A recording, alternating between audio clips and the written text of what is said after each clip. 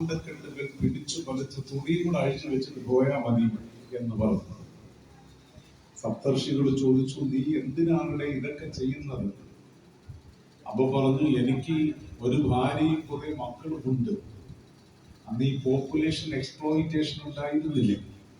അപ്പൊ അതുകൊണ്ട് എനിക്ക് ഭാര്യയും കുറെ മക്കളുമുണ്ട്. 2 ഡസൻ വരെ പറയുന്നവരുണ്ട്. കറക്റ്റ് ചില കഥകളിൽ വ്യാഖ്യാനങ്ങളിൽ പറയുന്നുണ്ട്. അപ്പോ ഇത്രയും പേരെ എനിക്ക് നോക്കണ്ടേ? അതിന് ഈ വനത്തിൽ നിന്നും നാട്ടിലൊക്കെ പോയി എന്തെങ്കിലുമൊക്കെ അധ്വാനിച്ചുകൊണ്ട് വന്നാൽ കിട്ടുന്നത് കൊണ്ട് തികയത്തില്ല. അതുകൊണ്ട് നിങ്ങളെ പോലുള്ള ആൾക്കാര് ഇതുവഴിയൊക്കെ പോകുമ്പോ ഞാൻ എടുക്കും, ഇതൊക്കെ ഇങ്ങെടുക്കും എന്ന് പറഞ്ഞു. അപ്പോൾ ചോദിച്ചു, നീ ഈ ചെയ്യുന്നത് പാപമാണെന്ന് നിനക്കറിയാമോ?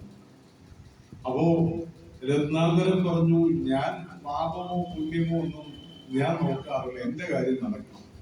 അപ്പൊ പറഞ്ഞു, എടേ, നീ ചെയ്യുന്നത് പാപമാണ്. നീ പുണ്യകർമ്മം ചെയ്താൽ ഈ ജന്മത്തിലും പരലോകത്തിലും നിനക്ക് നല്ലതുണ്ടാവും. നീ ചെയ്യുന്നത് പാപമായതുകൊണ്ട് ഈ ജന്മത്തിൽ നാളുകളിൽ നീ ദുരിതം അനുഭവിക്കേണ്ടി വരും. അടുത്തൊരു ലോകത്തിൽ പോയാൽ നിനക്ക് രക്ഷയില്ല. അതുകൊണ്ട് നീ ഇതൊക്കെ ഒന്ന് നിയന്ത്രിക്കണം. കുറെ നേരം ആലോചിച്ചിട്ട് പറഞ്ഞു, നീ ചെയ്യുന്ന പാപകർമ്മത്തിന്റെ ഫലം ഇത് നീ ആർക്കു വേണ്ടിയാണോ ഇത് ചെയ്യുന്നത്, ശ്രദ്ധിക്കണം, നീ ആർക്കു വേണ്ടിയാണോ ഈ പാപം ചെയ്യുന്നത് അവർ അനുഭവിക്കുമോ ചോദിച്ചു. എങ്കിയൊക്കെ നിന്റെ പുണ്യപാപങ്ങൾ, നീ പാപമൊക്കെ ചെയ്തത് ഇതിന്റെ ഗുണഭോക്താക്കൾ ആരാണ്? അവരാണ്. ഇതെല്ലാം പിടിച്ചു പറിച്ച് നീ അവർക്കല്ലേ കൊടുക്കുന്നത്. അത് ഏതാണ്ട് ഒരു 10-25 ഡിവൈഡ് ചെയ്തിട്ടാണല്ലോ ഓരോരുത്തരായി അതിനെ സ്വീകരിക്കുന്നത്.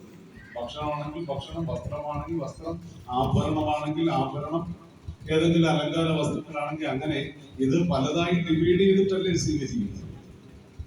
അങ്ങനെയാണെങ്കിൽ നിനക്ക് ദുഃഖം, ഈ ചെയ്യുന്ന പാപത്തിന്റെ ഫലമായി നിനക്ക് സങ്കടമുണ്ടാകുന്ന ഒരു സാഹചര്യം വരുമ്പോൾ അതും അവർ ഡിവൈഡ് ചെയ്യുമോ, സ്വയം സ്വീകരിക്കുമോ ചോദിക്കാൻ പറഞ്ഞു. അങ്ങനെ ഇദ്ദേഹം ചെന്ന് ഭാര്യയും മക്കളെയും വിളിച്ച് നിരത്തി നിർത്തിയിട്ട് കാര്യം അങ്ങോട്ട് പറഞ്ഞു. കുറെ താടിക്കാരന്മാര് അവരെ ഞാൻ പിടിച്ചു നിർത്തി പാട്ടക്കെട്ടൊക്കെ അഴിച്ചു പിറക്കി കൊണ്ടുപോകാൻ നേരത്ത് അവരെന്നോട് ഇങ്ങനെ ചോദിച്ചു. അവർ ചോദിച്ചതിൽ കാര്യമുണ്ട്. ഞാൻ പാപം ചെയ്താണ് നിങ്ങളെ പോറ്റുന്നതെന്നാണ് അവർ പറഞ്ഞത്. പാപം ചെയ്താൽ എനിക്ക് ദോഷമുണ്ടാകണം. അങ്ങനെയാണെങ്കിൽ എന്റെ ദോഷം നിങ്ങൾ പകുത്തെടുക്കുമോ? അപ്പോ രത്നാകരന്റെ ഭാര്യ എന്തു പറഞ്ഞു? നിത്യവും ചെയ്യുന്ന കർമ്മഗണഫലം കർത്താവ് ഒഴിഞ്ഞു മറ്റന്യർ ഭുജിക്കുമോ? ഒരുവൻ നിത്യേന ചെയ്യുന്ന കർമ്മങ്ങൾ, ഗണം എന്ന് പറഞ്ഞാൽ കൂട്ടം, കർമ്മഗണം എന്ന് പറഞ്ഞാൽ കർമ്മത്തിന്റെ കൂട്ടം. അപ്പൊ കർമ്മങ്ങൾ, ആ കർമ്മങ്ങളുടെ ഫലം ചെയ്യുന്നവൻ ആരോ ആണോ അവനെയാണ് കർത്താവ് എന്ന് പറയുന്നത്. ആ കർത്താവ് ഒഴിഞ്ഞു മറ്റന്യർ ഭുജിക്കുമോ? ചെയ്യുന്നവനല്ലാതെ വേറൊരാൾക്ക് സ്വീകരിക്കാൻ പറ്റുമോ?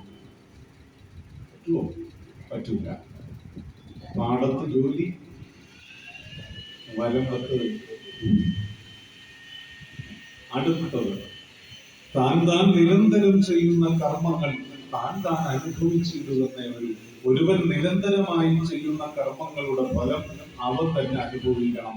അല്ലാതെ വേറൊരാൾക്ക് അത് പകുത്തു കൊടുക്കുന്നതോ ആ ആളത് സ്വീകരിക്കുന്നതോ ആ ആള് വേറൊരാളത് സ്വീകരിക്കുമെന്ന് ചിന്തിക്കുന്നതോ മൂഢത്വമാണ്. നിങ്ങൾ തെറ്റ് ചെയ്യുന്നെങ്കിൽ നിങ്ങൾ അനുഭവിക്കണം.